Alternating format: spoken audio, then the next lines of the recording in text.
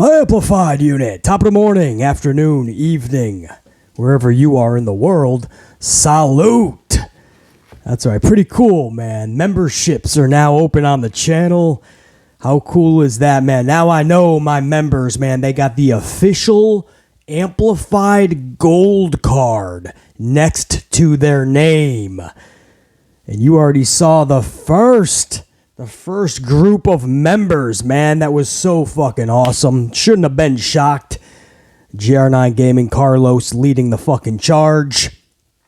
And thank you so much to the first group of members to really put the stamp on this opening. The opening ceremonies of memberships on the channel, man. You guys have been asking for a while, I know. And it's not just going to be BC showing you guys back that respect in a shout out form every video. But also, I want to do live streams, members only, you know, just shooting the shit with the members, almost like a separate board of directors, you know, so we can really bounce off what is actually happening in the wrestling world, gauging it together, a microcosm of the amplified unit. That's what I'm going to kind of drive this vehicle of memberships. That's really the goal. A separate entity within the unit, you know, the top tier of the amplified unit. So that's what that gold card is next to those names. In case you guys are wondering, those are new members of the channel. I call them gold status members, gold card members. So that's what the gold is next to their names. Pretty fucking cool. We put that out. That went live late afternoon yesterday. So that is live. If you want to be a member, there should be a join button down below. Button. I don't know if it's a button. Listen, I've been under the weather for a week and a half. There's either a join button or a join button down below. One of those, you could smash that shit and become a gold card member, kind of a board of director of the channel, sort of, man. So BC could gauge my unit much more vividly than I was able to in the past. So, much love and respect to my first and foremost, my very first ever members of the channel. You guys rock. Enjoy that gold card. That is your access to all top tier things in the amplified unit and on the channel. Now, as for this video, man, and by the way, I hope to be live maybe for SmackDown later tonight, maybe for the whole first hour, maybe for the entire show. If the weather holds up, if the stream holds up, if I don't blow out a microphone, I would like to be live with you guys later tonight. We'll see. But for right now, man, I do want to talk a little bit. There's some big AEW changes that are supposed to take place starting next month, actually. We're going to talk about that. We got to talk about the Sasha Banks situation. That thing is taking on another life of its own. I mean, this thing is just never ending. It's gotten to the point where even this is a Sasha Banks channel. You guys know that. This is a pro Sasha channel. We love Sasha because she's fucking amazing. But even Sasha Banks, I'm talking like tried and true diehard fans, they're starting to get fucking, they're getting a little worn out by this Sasha news cycle, which never seems to produce any actual facts. Nobody knows anything. And, you know, we get a little bit here, a little bit there, but it's all muddied. And I'm sure even Sasha Banks fans, they just want it to be over with. You know, wherever she ends up, we're going to support, but let's just fucking stop this charade. But there is new news, I guess, which contradicts other news, which had already contradicted other news. But we have to talk about it because this is big. And that affects Naomi. We're going to have to talk about Naomi's situation and the latest that BC is hearing. You may be shocked, you may not. But it looks like Sasha and Naomi are kind of parting ways. Naomi has a different trajectory starting at a big event in January. You might know what I'm talking about. And we're going to have to talk video games in professional wrestling because, once again, veteran wrestlers are not happy with today's locker rooms. Instead of really going over your matches, training more, talking about psychology, going over exactly what needs to be done to set up the next several steps in your character trajectory or storyline trajectory over the next several weeks or even months. These wrestlers are playing video games. Is that a real problem? Or with all that we know, especially about mental health and all that, is this just a good decompressor for the wrestlers? A good escape for them, the video games? Well, there's a big disconnect with the veterans that used to fucking storm those hallways and the wrestlers that quietly walk those hallways today. There's a big disconnect, and we're going to have to talk about that as well. But first, I want to talk AEW and their roster and how some of them are just not happy because they're just not being used. They're waiting by the phone and Tony is not calling them. And of course, I'm talking about what stemmed all of this is Miro, right? Miro is once again Miro's been in the headlines because every now and again he says something that's straight. He used to do this in WWE all the time. Like when felt he was not used correctly, Miro would fucking speak out about it on social. He would tell you he feels like a fucking prisoner in a fucking prison instead of a wrestler in a wrestling promotion.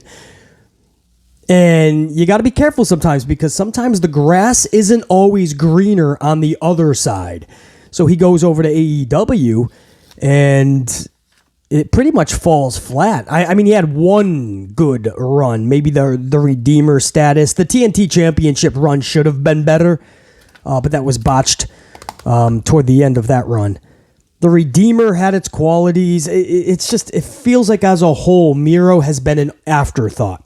And every now and again, Miro will say something to let everybody know he's not happy. And then like a week later, he'll try to cover that up. Like, no, that's not what I said. And then like remember less than 2 months ago, he liked somebody's post. Somebody just made a post. I think it was like a fan. And he was just like, well, shit, at this rate, Miro would have been better as Rusev in WWE. And Miro fucking liked it. And then somehow fucking Andrade got involved in it and said, well, if that's the case, Andrade as well. And Andrade ended up liking it as well. That he would have been better in WWE. So that's why I always say, sometimes the grass isn't always greener on the other side. When you're upset or you're not happy, you're always going to look elsewhere and think it's better there. But just do your due diligence. For some people, AEW is the skies opening up. You know, like Mox, they worked for WWE, and they're like, no, I'm much better here. For guys like Miro and a lot of others, they're not happy. That's obvious, man. He can try to cover it up all he wants. This is the fourth thing he has said in the past several months that he's telling people. He's telling you, I want to be used. I am ready. I can't do anything. Recently, he's cutting an interview. And he's cutting this thing. He's at home cutting interviews with third-rate fucking jabronis at this point. I mean, he's just fucking anybody that wants to talk. Miro will pause his video game, and he'll talk. And the latest comment he gave about why is he not on television? Why is he not being used? He says, and I quote, this is Miro, "It's not up to me. I'm doing everything I can, and from then on, I'm just sitting and waiting for the opportunity." He says, it's not up to me. I'm sitting, I'm waiting for the opportunity. I'm doing all that I can. Remember what Lana said just last month? Lana said, and I quote, when asked why Miro is not being used, Lana says, Tony, this is a quote, Tony has his favorites, and he's going to book his favorites, just like Vince has his favorites, and Vince is going to book his favorites. Just like Hunter has his favorites, and Hunter is going to book his favorites. Tony has his favorites, and that's Lana telling you that Miro's just not one of them. Wait, I have a lot of people on the roster. Maybe I'll get to you. Miro just last week or a couple weeks ago says, and I quote, you guys remember this, being upset because people were saying, oh man, you're always complaining that you're not being used. Miro says, and I quote, being upset about not being on the show is a good thing. Keep training, keep believing, and don't be complacent. So that backs up what he said in his latest comment where it's not up to me, but I'm doing everything that I can. So Miro is staying in shape. He's getting fully healthy if he's not already, and he's just waiting to just be you. He doesn't even have to be in the ring right now. Even if there was an ailing injury, right? You just you get a storyline kicking for him. It doesn't always have to be the wrestler runs in to beat someone up when he comes back after 6 months. You could set up a story, man. I'm not saying he's at the level of Stone Cold Steve Austin, but when Austin got his neck injury, I mean, that's when Austin was at its peak. That's when he was coming out and doing crazy shit. Beer trucks, cement trucks, blowing shit up, monster trucks riding over limousines or the Rock's vehicle or somebody's vehicle. Zambonis. You are getting something wild every fucking week. Stunnering Vince McMahon, the boss, every other week. I mean, he was peaking because he wasn't wrestling all the time. He was just doing some zany shit. So Miro is saying, like, I'm just waiting by the phone. It's not up to me that I'm not being fucking used. I'm just not being used. He's not calling me. And guys, this brings up a bigger issue, right? Miro is just a vehicle to what I'm getting at here, right? Because with the new announcement by Tony Khan, it seems like every week it's a new announcement of a new wrestler, right? This week it's Action Andretti. Last week it was AR Fox. A few weeks ago before that it was Bandito or whatever the fuck. Every week it's somebody new, and this is becoming a huge problem because it was Tony Khan himself when he was asked about a bloated roster, right? And people like Miro not being happy. Way before that, like we said, Andrade wasn't happy, yes. Brian Cage for the longest. Brian Cage's wife was pissed off. Brian Cage's wife was making videos about how pissed she was that Cage wasn't being used. Well, he's being used now. Now he's just fucking losing short matches to Jungle Boy. I don't know if that's going to make Cage, the Machine, and his wife any more happier.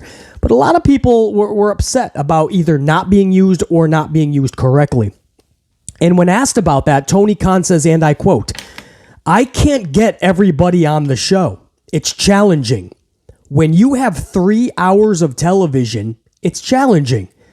He's talking, of course, 2 hours Dynamite, 1 hour Rampage.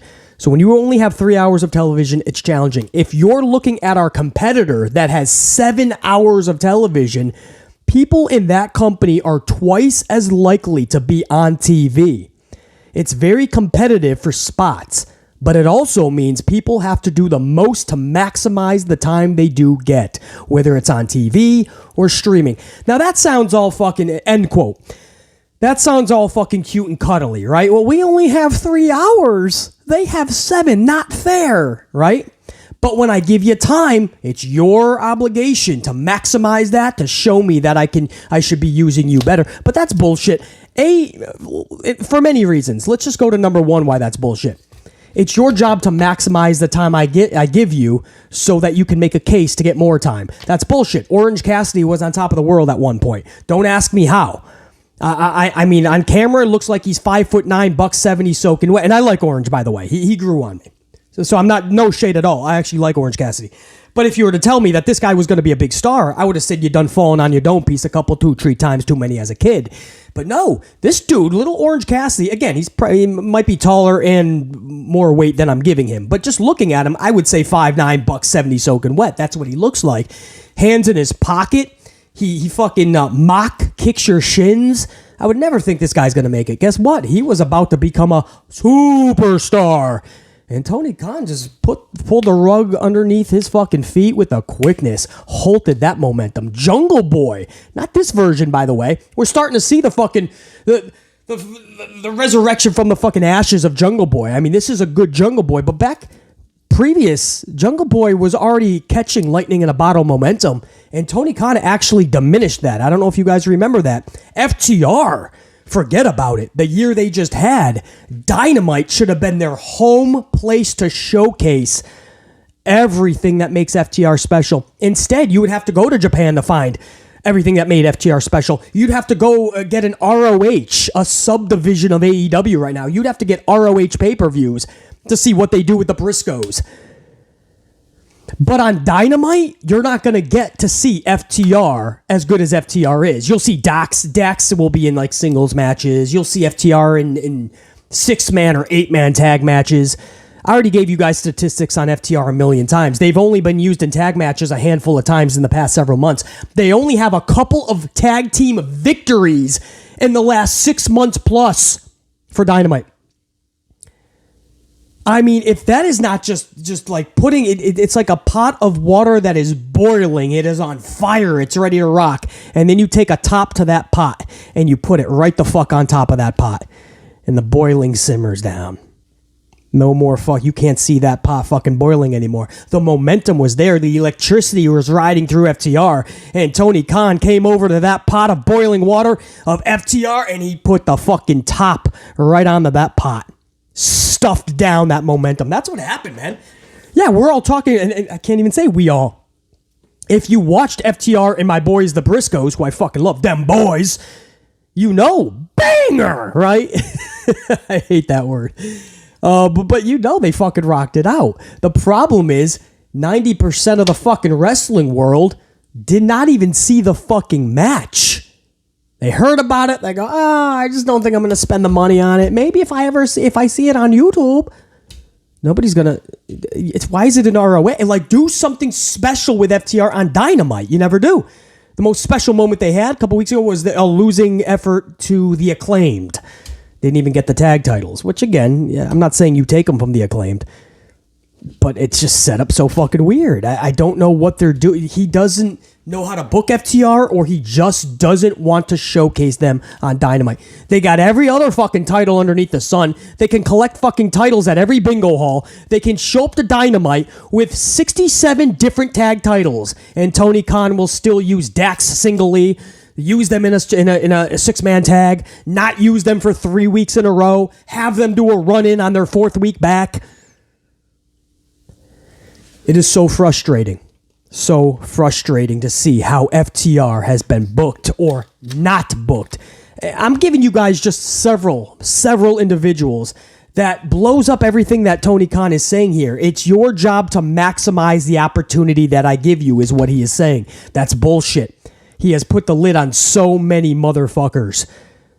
And you guys can think of a bunch more that had so much momentum. Wardlow should have been on top of the world right now. Wardlow has been botched by Tony Khan 4 different times. 4. I don't want this video to go too long, so I'm not going to go over all 4 now. If you watch the channel, you know exactly what I'm talking about. 4 different times. And this TNT title run was just the latest. Wardlow was a fucking afterthought on this show. An afterthought. And you can keep going. So that's number 1, where Tony Khan is bullshitting here. It's very competitive for spots, but it also means that people have to do the most to maximize the time that they get, whether it's on TV or streaming. Bullshit. Because even if they show you they're ready to be a star, even if they have the lightning in a bottle, even if they have the momentum, you are going to put the top onto the top of that boiling water. You're going to simmer that momentum down. You're going to kill the heat. That's number 1, where you can totally say that's bullshit. Number 2, right from the jump, when he says, I can't get everybody on the show, it is challenging. When you have only 3 hours of television, it's challenging. If you're looking at the competitor, they have 7 hours of television, meaning people in that company are twice as likely to be on TV. Well, let's do the math, because you know BC does his research. This is not just an opinion-based channel. This is a fact-based channel where you say something, I'm going to fact-check it. I'm going to do the research so that we can actually have a discussion on it. So Tony Khan is saying, I only have 3 hours. They have 7. They're twice as likely to be used. They have more opportunity to use everybody because they have 7 hours. So let's look at the rosters. You know BC did this. Let's look at the Raw men. Let's see how many people are on Raw for the men. And ladies, much love. I'm only doing the men now just to prove a point. This video would be an hour long if I keep going into subdivisions of what I want to talk about. Let's just say the men right now. Raw's roster for the men.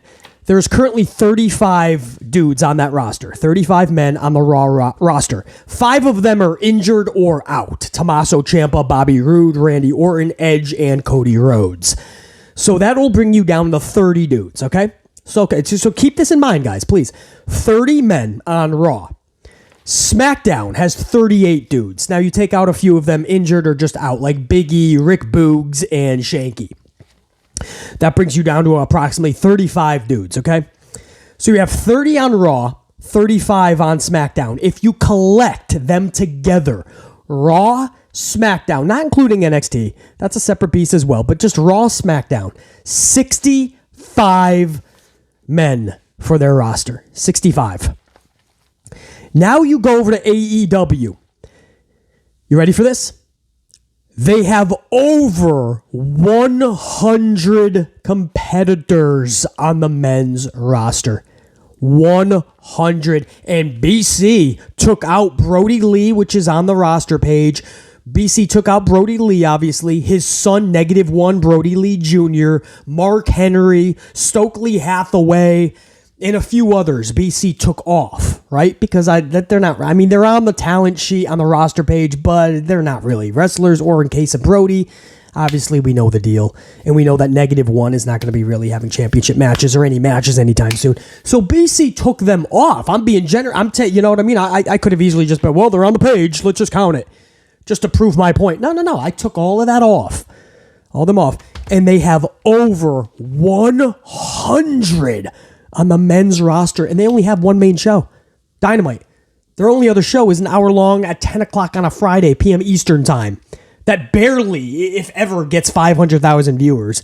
Maybe they cracked that. Maybe they were just under this week. Last week, they pulled 361,000 viewers. Lowest wrestling show for a time spot like that BC has ever seen. So you only have one real main show of 2 hours. You have over 100. Why do you have over 100 wrestlers just for the men? Why do you have 100? It's just your 3rd or 4th year in business. Your competitors, who you say have more hours of television than you, they only have 65 men. Over 100 to 65. That's basically 40 people, because it's over. I think it was like 103, 105. I forgot exactly what I counted.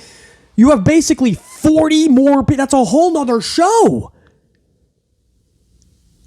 And you claim that you can't get everybody on the show because it's challenging. You're the one making it challenging. He brings up WWE. He says if you're looking at the competitor, they have 7 hours, so people are more likely to be on TV. Bro, you're the one. Why are you hiring everybody underneath the sun? You're going to local bingo halls. You're like, I like him. You bring them to Dynamite. They win a match, and then after Dynamite, you fucking like... fucking Denny Dipshit Guggenheimer is all elite.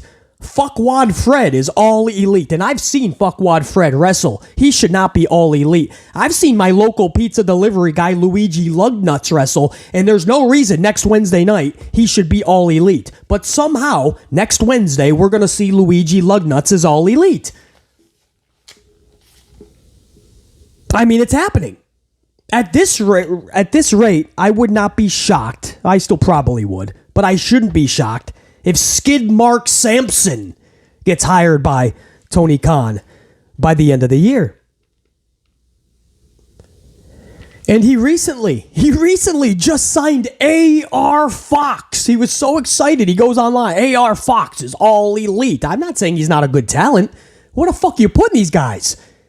This week, huge upset over Chris Jericho, and then moments later, Action Andretti is all elite. Well, fuck. How? No wonder Miro's been waiting by the phone. He's going to be waiting a lot longer. The roster is now going to 110 members.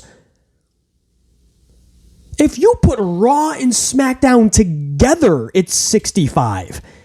Why the fuck is Tony Khan going to 110?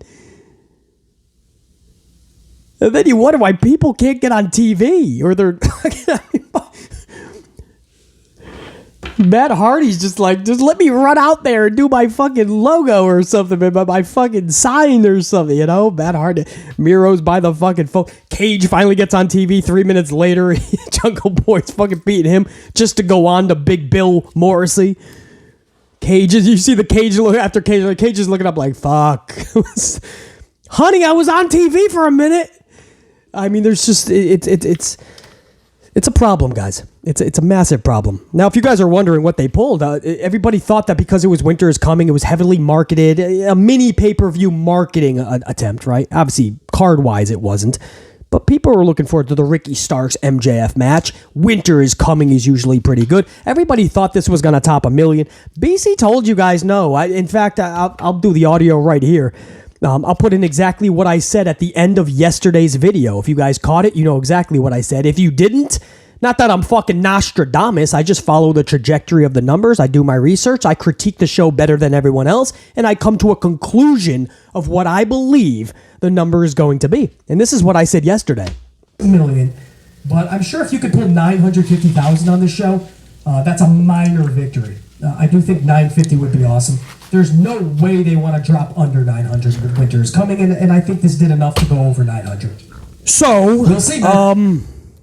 Basically, there's no basically, they pulled exactly 950. That's exactly what I said. They pulled exactly 950. That's what I said. A lot of people were bummed. They're like, how did this not hit 1 million? It's Winter is Coming. They marketed it. It was MJF's title defense. No, MJF, I guess, isn't as big of a draw. Yes, he is. They were fucking around with 800 some odds. They couldn't even pull 900 the past several weeks.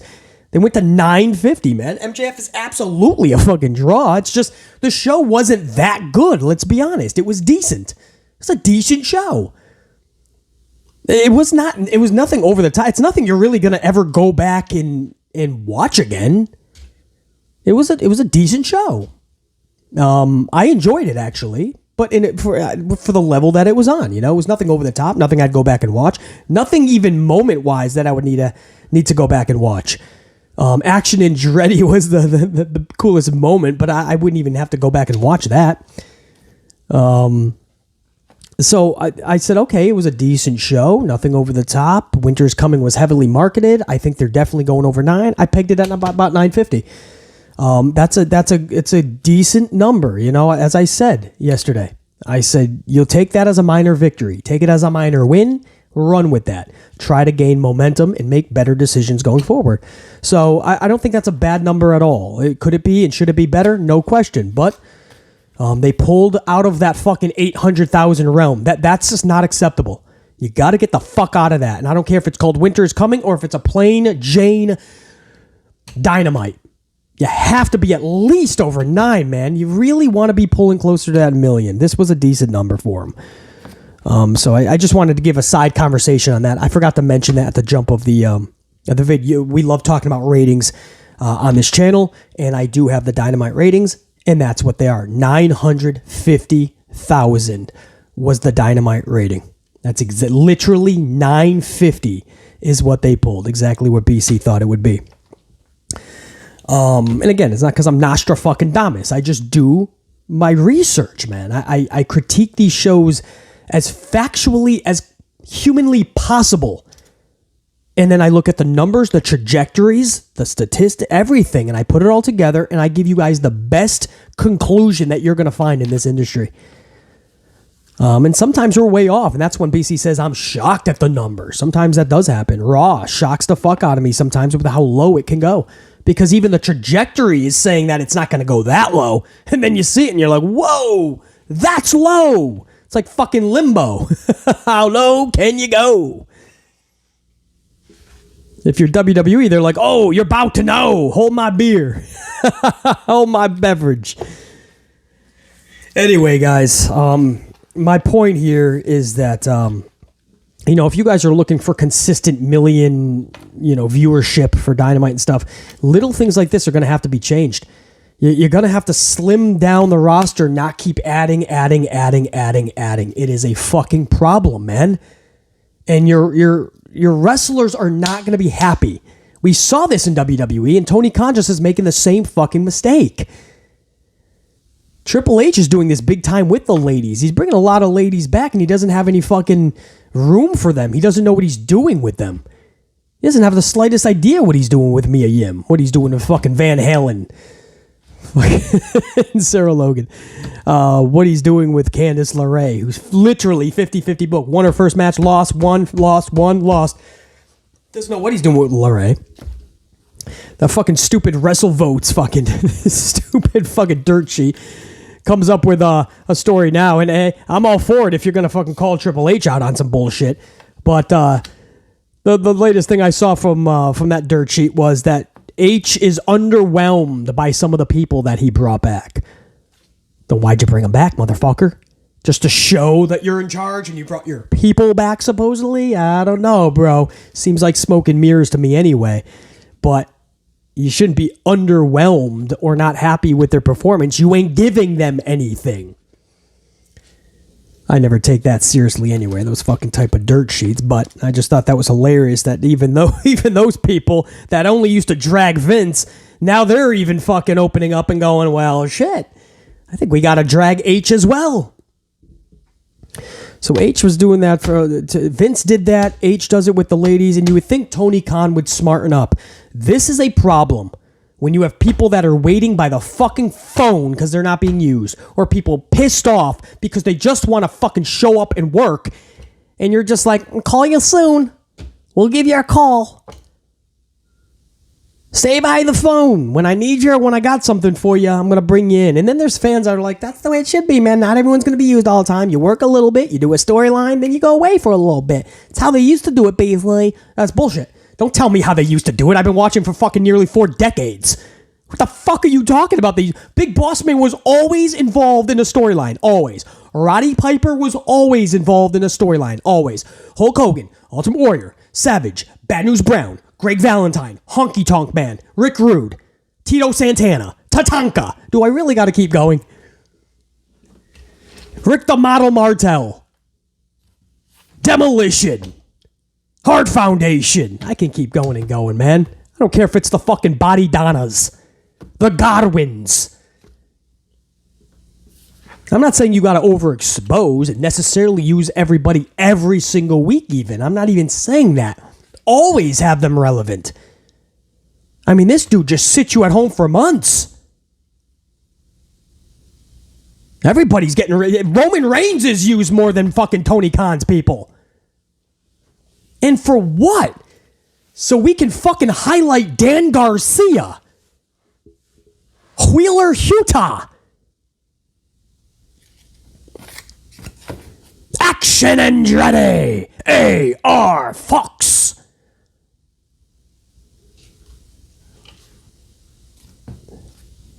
And then if they do catch on, if they do start to catch lightning in a bottle and they catch this momentum and we're like, fuck, they're about to shock that they're about to be the next... Daniel Garcia is going to be the next Stone Cold type character. Even if that's never going to happen, unfortunately. No shade to Daniel Garcia. But even if all this TV time leads to that, Tony would find a way to rip the rug right underneath his feet and take him off TV. Put the fucking top on top of the fucking boiling water. Simmer that shit down, and then he'll bring people back.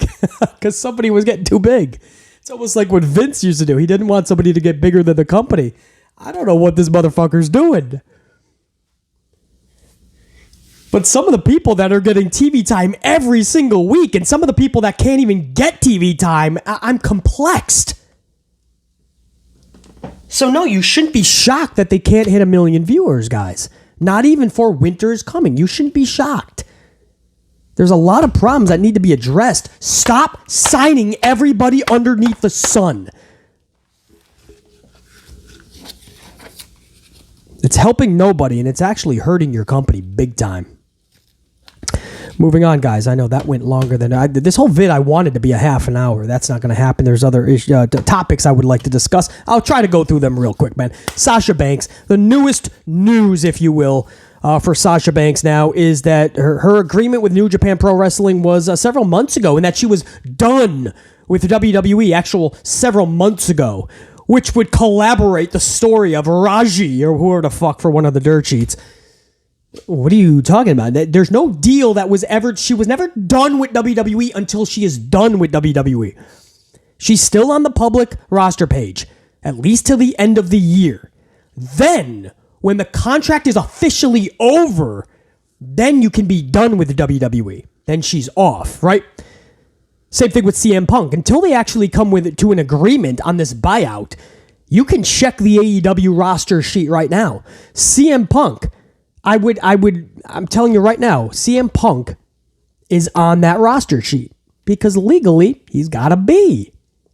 He's still a part of AEW, technically, legally. Same thing with Sasha and Naomi. They have to be for many reasons because they're technically, legally still a part of WWE. So, anything that was done months ago could have easily been fucking changed up if 3H's presented enough money to Mercedes, Sasha Banks, but they didn't. She felt she was worth as much as Becky Lynch and Charlotte, just $1 million a fucking year. And they didn't want to up her $250 salary much over $500,000. That's bullshit. Sasha Banks will run circles around any fucking person on that roster in WWE or anywhere. To not give her at least $1 million, shame on 3H's. Absolute bullshit, man. And at that point, he would deserve to lose her. So, but anything could have been fucking switched up at any moment. No, it seems to me like Sasha Mercedes was set on doing some matches in Japan, on doing work in Japan. She's made it clear so many times that she has aspirations to wrestle there. She gave names of people she would want to have matches with, and that's what it looks like they're doing. They cut out some type of deal with WWE. That's the only way this works. WWE has to say, okay, well, we don't want you wrestling until this date. You can't do anything or say anything until this date. We'll allow you to do this before that. Like even talk. Because, guys, that's contract tampering. If you're still under contract with WWE, which legally she is, we already know that. We don't need anybody to tell us that. We're seeing that on the roster legal page, the public page. But on top of that, you can't tamper that contract, meaning you cannot talk business with any other company while you're under contract. Are you kidding me? WWE would flip the fuck out. They would sue the shit out of you, and while they're doing that, freeze your contract. Because they can easily freeze Sasha and Naomi right now, their contracts, because they just didn't show up to the dates, and that gets frozen until you start working again. They're not freezing it, though. So they got some type of mutual respectful fucking thing going on where we're not going to freeze your contract. We'll ride it out. We don't want you wrestling till January anyway. There's some type of deal in place, guys, is what I'm saying. Something was worked out. I don't know if it's in the best of ways that's going to see Sasha come back to WWE or not. But something was worked out where WWE allowed her to set these plans while still under contract. Because these sound like plans that are set in stone for New Japan Pro Wrestling, and she's still under contract. So something was set up here, man. Because she's just staying quiet as shit. Everybody is staying so quiet, and this is WWE's doing. They have some type of hold on Sasha and Naomi, and now the latest word is that Sasha was done with WWE months ago. Well, I think we know that for what it was, right? We already knew she was done in one aspect, but legally, it doesn't matter if you want to be done. You wait until that company says you are, and they said, no, you're not done. Not until this date. But for them to let her set things up, that would be tampering. Something was set up here where they're trying to stay in Sasha's good graces, maybe. Maybe if we allow you to do all these things, you will come back. But if they're not willing to pay her what she believes, and then one of the reports we heard is that she believes she's worth as much as a Charlotte and Becky financially, I disagree. I feel she's worth more than Becky and Charlotte financially. Worth way more. I say this a million times. Think about everybody's best match for WWE for the women. Who's faced Sasha anyway? Everybody's best match. Or basically, most anyway. Literally most, if not everybody, was Sasha Banks. Sasha Banks, Bayley. Sasha Banks, Charlotte. Sasha Banks, Becky Lynch. Sasha Banks, Bianca Belair. Sasha Banks, Io Shirai. Sasha Banks, Asuka. Sasha Banks, Ronda Rousey. You can keep on going. Their best matches was with Sasha. And she's not worth the most money? Bullshit. An electric, faithful fan base that follows her everywhere and what she's doing and is there to support. She's got the presence. The music hits. You catch an emotion. And you're not going to pay her money? So, guys, that's when you're talking about Sasha, there's news and then there's no news. It's almost like listening to Triple H cut an interview. He says a lot of shit, and you get nothing of substance when it's all said and done. We talk and talk and talk about the new Sasha news, and when it's all said and done, we're just as clueless as when we started talking about the news. We don't know. But I'm just telling you factually, when you're able to blaze through the bullshit that we're hearing and you just come to your own conclusion based on the evidence that we have, it is clear that something deeper is going on with WWE and Sasha Banks. And as far as Naomi, if you're thinking Naomi, right? What about Naomi, BC? It looks like they're totally going to part way. It doesn't look like Naomi's going to Japan with Sasha. Of course, we don't know. But what we're starting to see is a little path where Naomi is actually going to show up in the 2023 Royal Rumble. It looks like Naomi is the one going right back to WWE. And it makes sense. I mean, her husband is there in the bloodline, obviously. And it would be nice to travel with, together again, I'm sure. Start making the new money. Get that new respect that hopefully you have earned from that company for standing up for yourself. It looks like Naomi is going to go right back to World Wrestling Entertainment. So, kind of a little Splitsville, man. Their journey looks to be coming to an end as far as together. And they're going to do a little bit of separate action. That's what it looks like. Again, with these two, nothing is official until we actually see it, man. Also, guys, big changes in AEW is being reported. Apparently, AEW just recently got who was going to be the predecessor to Kevin Dunn, who was going to be next in line. When Kevin Dunn was done in WWE, this guy, I think his name is Mike Mansory, he was going to be the new Kevin Dunn of WWE, but the problem is Kevin Dunn was getting too comfortable, and H came in, and H and Stephanie and Nick Khan talked with Dunn, and Dunn is more happier than ever before, and Mansory's like, I'm fucking out of here, man. And then we started to hear that Kevin Dunn was kind of making Mansory's life a little bit of a bitch, kind of like Aaron Rodgers, who refuses to get out of the way for Jordan Love. So Rodgers is kind of like, he won't go. Kevin Dunn will not go, and Mansory's like, I'm fucking done, man. Aaron Rodgers dealt with the same thing with Brett Favre. Brett would not get out of the way, and Aaron Rodgers sat the bench for 3 years. Could you imagine the stats of Rodgers if he was in on that team on year one?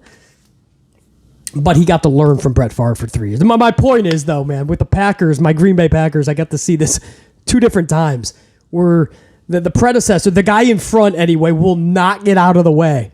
So Mansory goes over with all this production knowledge and how to run these shows globally.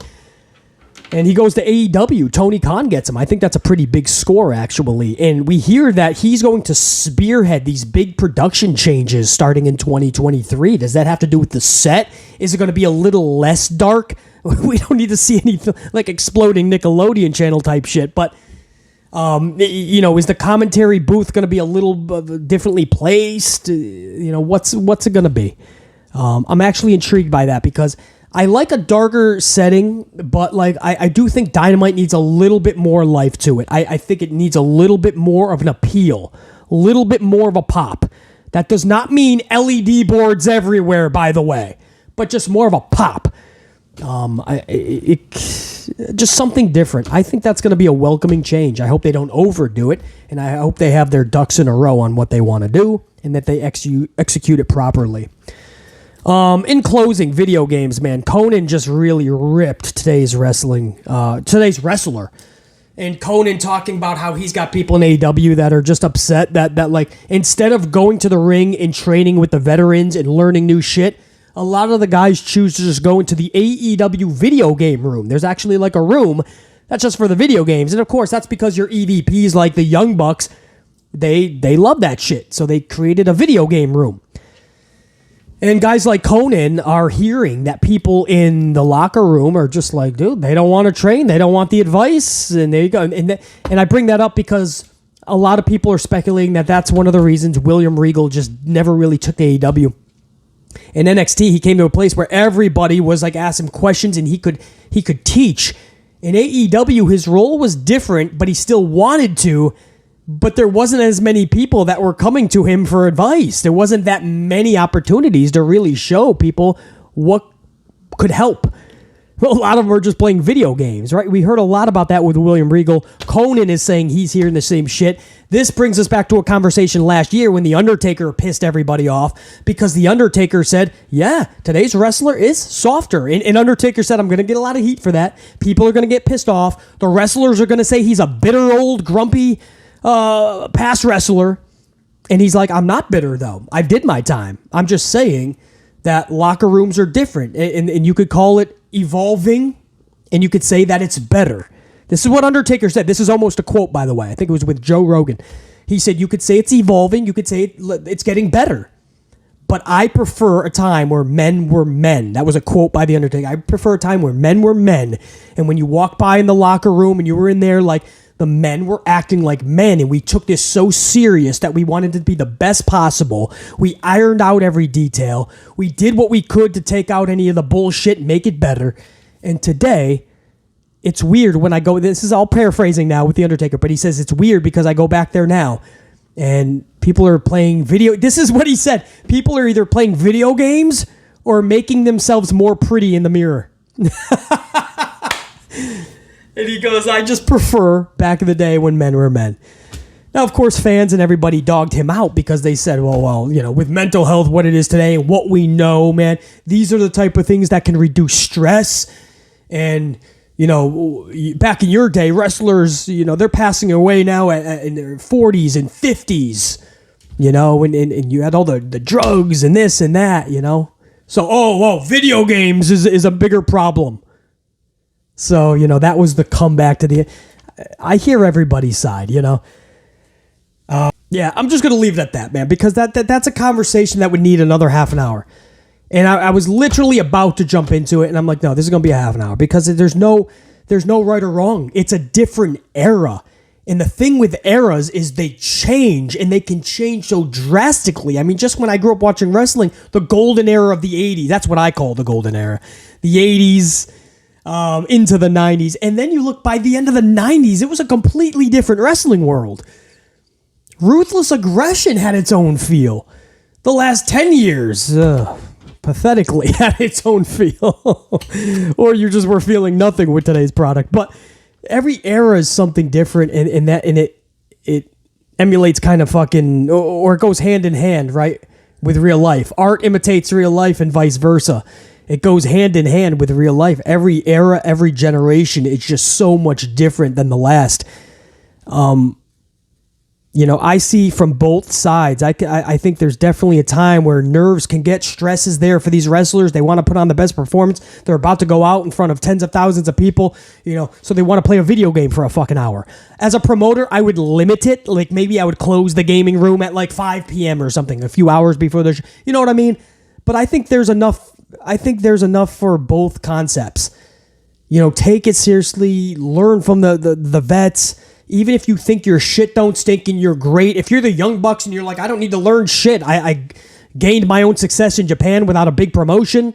I mean, New Japan, but I'm saying in the States. No WWE or anything like that. We made a name for ourselves. We became EVPs and helped start a promotion. What the fuck are we going to get from William Regal, you know? And the vets are saying that's not a good mindset. We can tell you little things, psychology a lot better, man. How to make things a little better, how to drag something out a little more. You can always improve, right? That's what the vets are saying.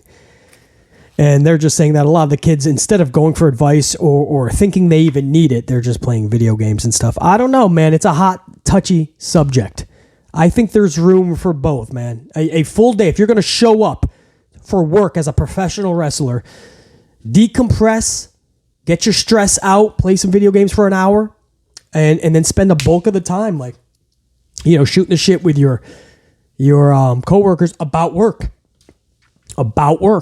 What are we going to do? What could this lead to? Hey, I want to talk to Tony. Maybe we can start a program here where we start, you know what I mean? Like, that's the problem I think that the vets are seeing. Back in the day, they would go to Vince Russo or whoever, and they would give them his ideas and like, oh, well, wait, what about if we did this? And you cared about your character. You cared about where you were going. You cared about the story.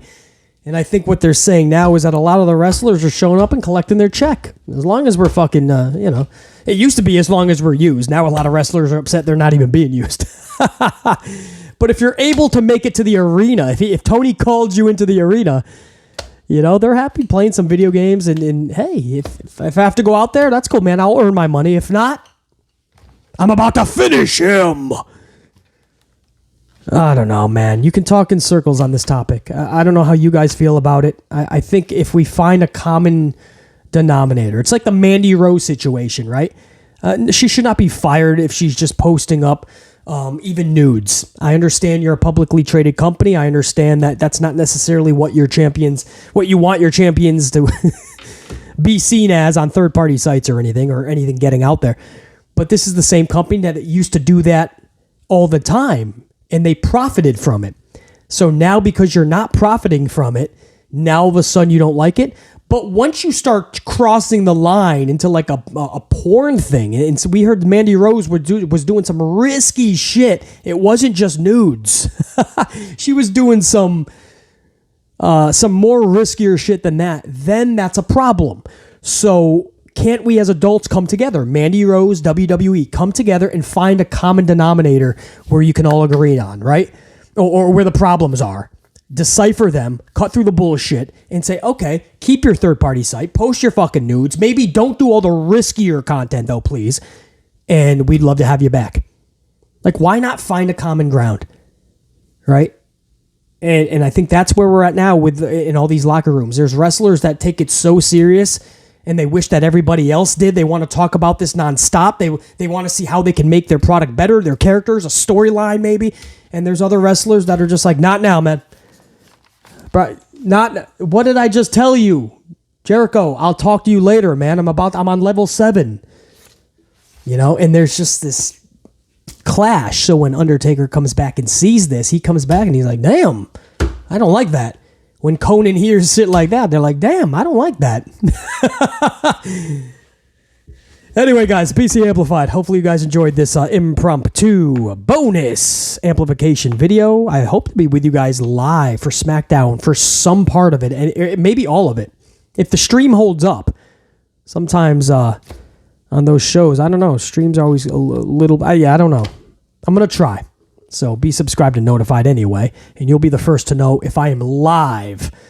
Live reaction, live review, watch along, live commentary. We stuff it all when we do these type of things, man. So I hope to be live later. If not, obviously I'll have a review of it tomorrow morning.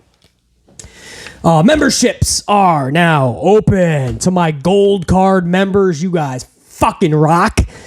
In fact, we're going to give another fucking salute to my gold card members right the fuck now on the outro. BC Top Guy, I'm out. Check you.